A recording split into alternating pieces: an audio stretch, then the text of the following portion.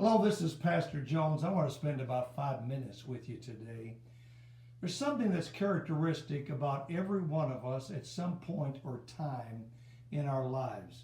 We love to pass the buck. Oh, you know what I mean.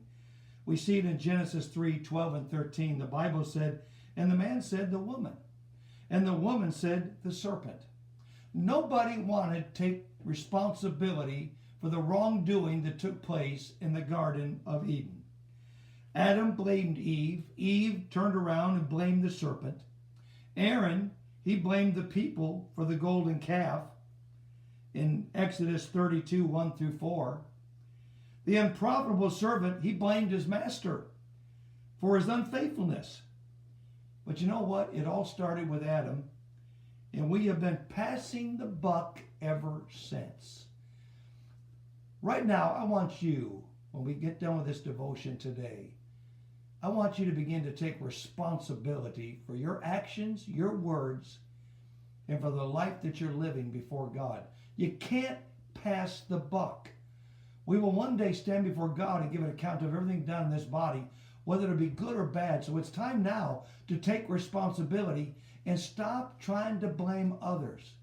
There's others that shove off and run to this church and that church because maybe the church they're in, it's not lively enough.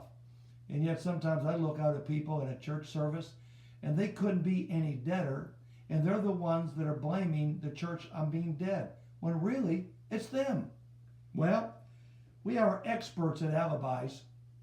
The unprofitable servant used several times more words explaining the failure, his failure, than did the faithful servant relating his success.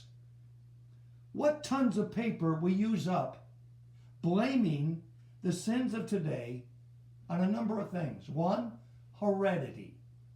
It's my background. It's my heritage. It's my parents' fault.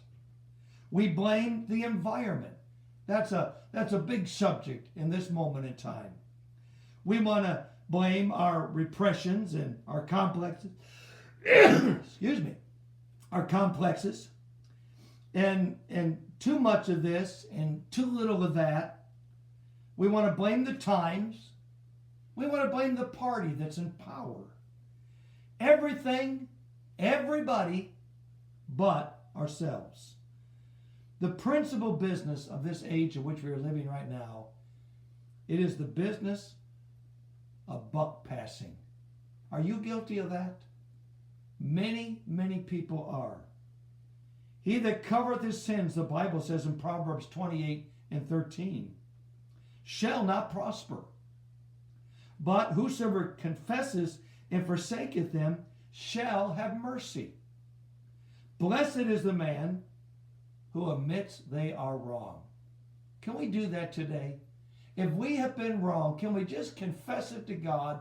Can we come clean and start off again on the right foot and not the wrong foot?